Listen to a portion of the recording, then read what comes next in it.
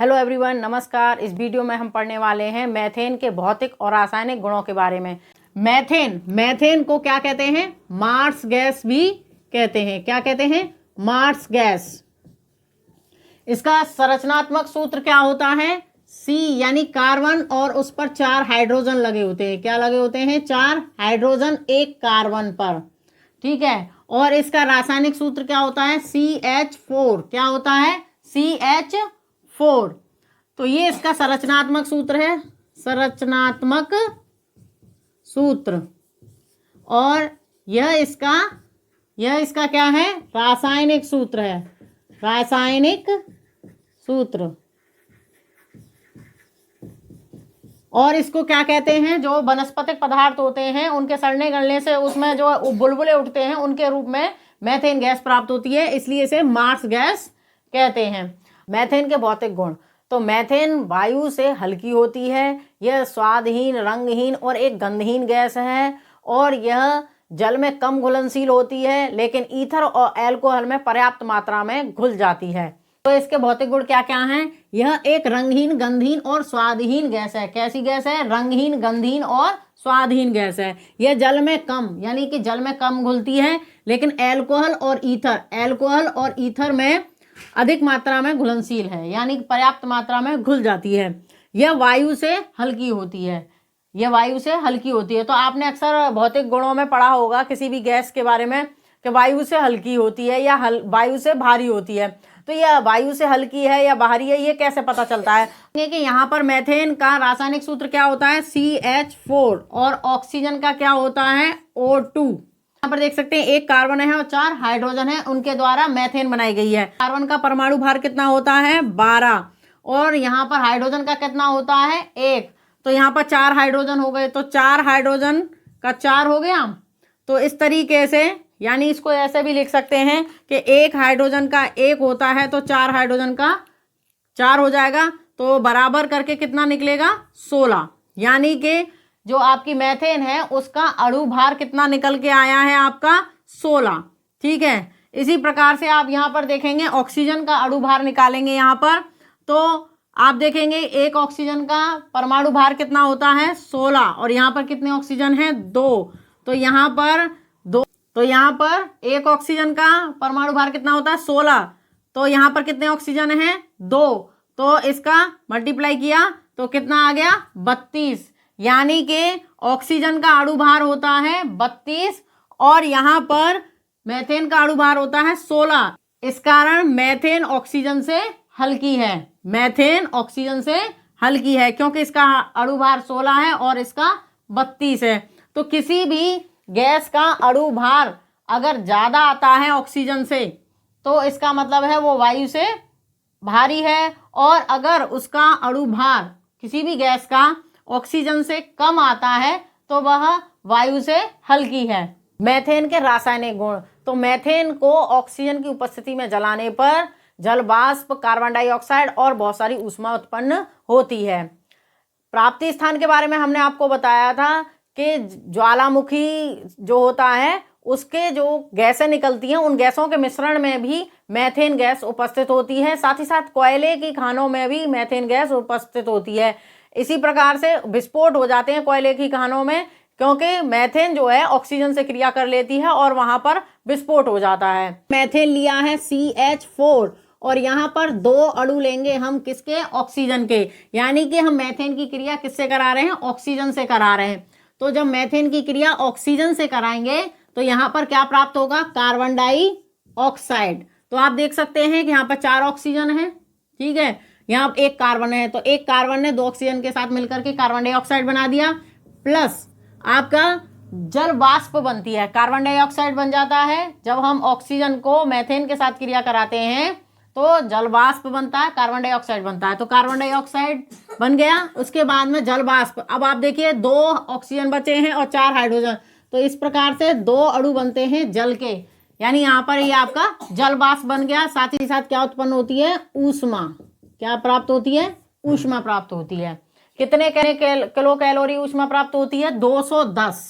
210 kilo calorie ऊष्मा प्राप्त होती है।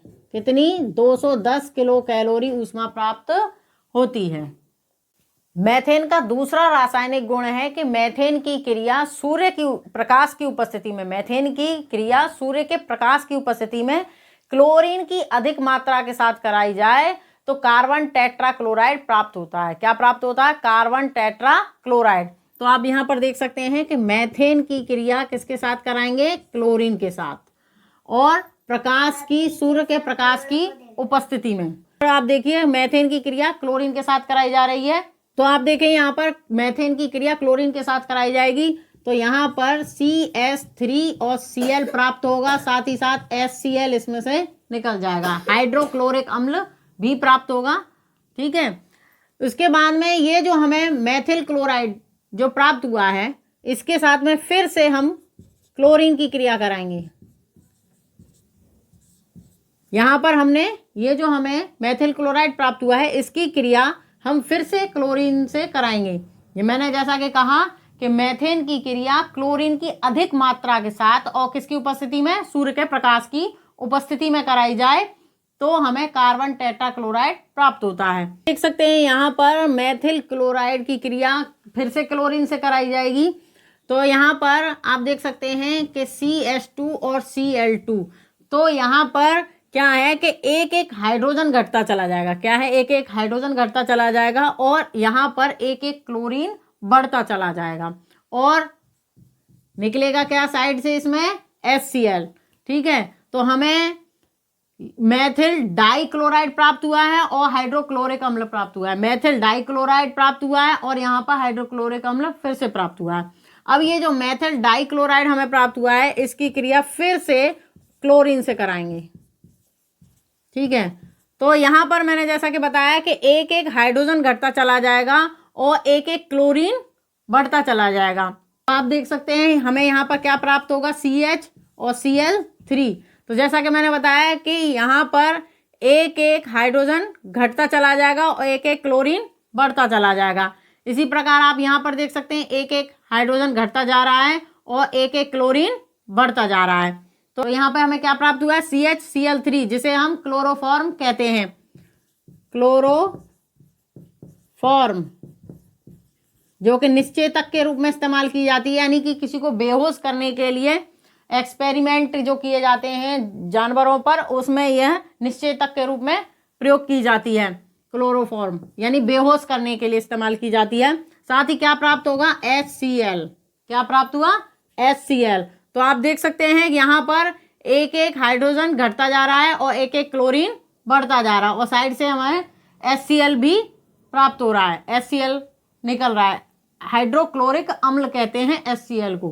ठीक है, अब ये जो क्लोरोफॉर्म प्राप्त हुआ है यानी कि CH-Cl3, इसकी क्रिया फिर से क्लोरीन से करा देंगे। ये जो हमें प्राप्त हुआ है CH-Cl3, इसकी क्रिया हम क्लोरीन से करा देंगे। तो यहाँ पर आप देख सकते हैं क्या है? CCl4 यानी कि कार्बन टेट्रा क्लोराइड हमें प्राप्त हो गया। ठीक है, और बचा क्या है? HCl यानी हाइड्रोक्लोरिक अम्ल प्राप्त होगा। तो ये यहाँ पर क्या प्राप्त हुआ? Carbon tetra chloride. Carbon tetra chloride, tetra chloride. इसका IUPAC नेम क्या होगा कार्बन टेट्रा क्लोराइड का? IUPAC